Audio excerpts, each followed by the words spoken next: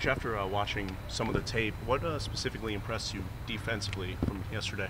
Yeah, I think the mental toughness down there in the red area, 2 times sudden changes where we gave them the ball inside the 10-yard line and they got 3 points out of it. So that was impressive. Got in there, didn't complain, didn't panic, and did their job. And, so hopefully we can build off that. Compared to your other years here, would you say like the defense this year, how does it compare to those other years? Is it the best that you've had since you've been here? Yeah, I mean, I don't know. That remains to be seen. We've obviously struggled defensively here for quite some time. But I like the way it's going. I think we're trending upwards, so we have some tough games coming up, some really good offenses, some great coaching, some great players we're going to be facing, and so we just have to keep getting better every day. What do you think of the job y'all did on Puka Williams to limit him to 70 and no run longer than 20? He's a really good player. You know, seeing him in person, he could play for anybody in the country, there's no question. So we let him get out a couple times, but I thought for the most part we tackled well and handled him in space, which is hard to do.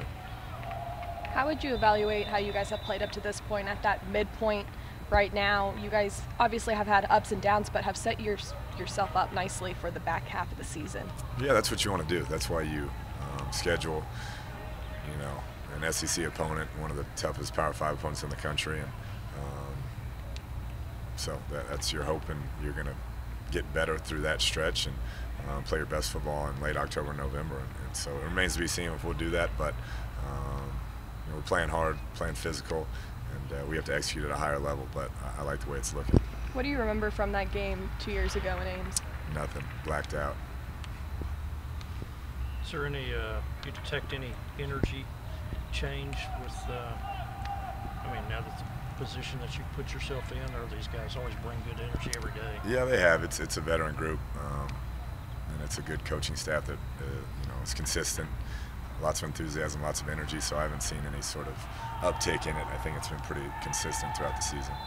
Has Keyshawn Carter progressed the way that you've wanted to see him this year? He's getting there.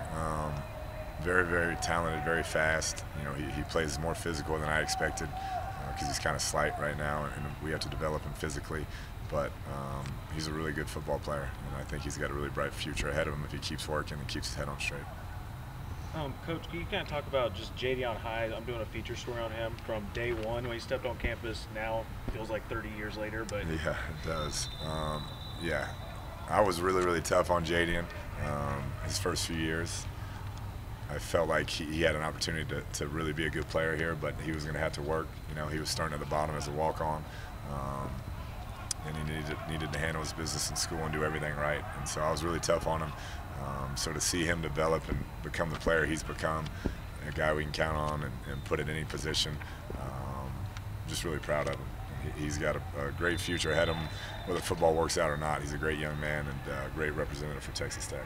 What is it about the wide inside receiver position that has fit him so well? Is it his routes? Or? Yeah, I think he's got some savvy to it. He understands our system, obviously being in it for 6 years. He knows where to get, knows the depths. He's just done it a ton of times, whether it's the Y or the H or the Z. And so I think just his familiarity with our system, his comfort level with it, allows him to get open and be friendly to the quarterback. And you said he's a great representative. Is what he has done to go from a bit part his first 5 years to now, is that something you can use with younger guys who aren't advancing to say, hey, look at?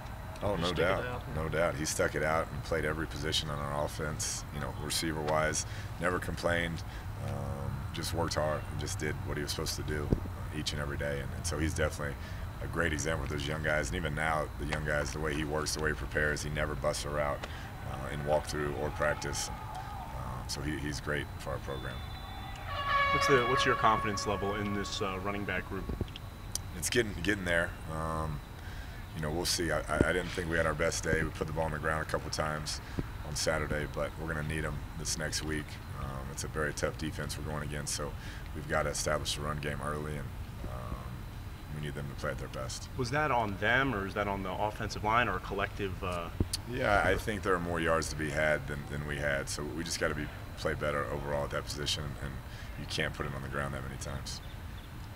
Well, did Allen respond physically from yesterday or a couple days ago? Yeah, he was, you know, a little rusty early, I thought, but I thought as the game went on, he hung in the pocket a little bit better and started getting through his throws instead of fading from them, and was playing the position strong towards the end of the game, which is what we want to see. So hopefully that continues this week. He's got to be strong in the pocket, get through his throws when he can, and just be mentally tough back there. I kind of feel with just the way he's been able to kind of get back, is that something that's kind of shown from his leadership from his high school days to now? Yeah, he's just a quick study, you know, and the guys respect him. He works really hard. He's got a really good personality, the way he carries himself, treats everybody with respect, and guys follow that. You know, you kind of mentioned it in the post game after the game, but when did you kind of know that he was kind of ready? And I guess at that point, when did he kind of let you know, hey, coach, I want to get back in? Yeah, he wanted to get back in, you know, for the TCU game, and you know, I don't know if he could have or not, but we had to be safe. You know, it wasn't going to get any worse because it's protected.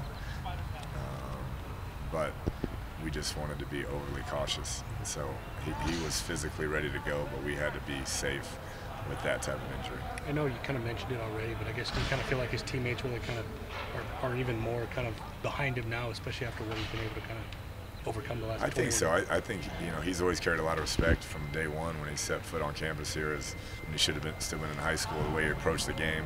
He got out there, you know, in practice when he really didn't know what he was doing, and he led and he cut it loose, and guys see that, and so our veterans, I think, knew that he had a chance to be pretty special from kind of the first moments he got on campus. Was he wearing anything in addition to the usual? Yeah, I think they added another layer of Kevlar or some sort of protective cover. So he did have a vest. Yeah, he did, and he had one the first time. I just think they added another level to it. And, you know, 2 more. The reason they didn't have any cracked ribs was because he was wearing that. It just got compressed, but nothing was broken.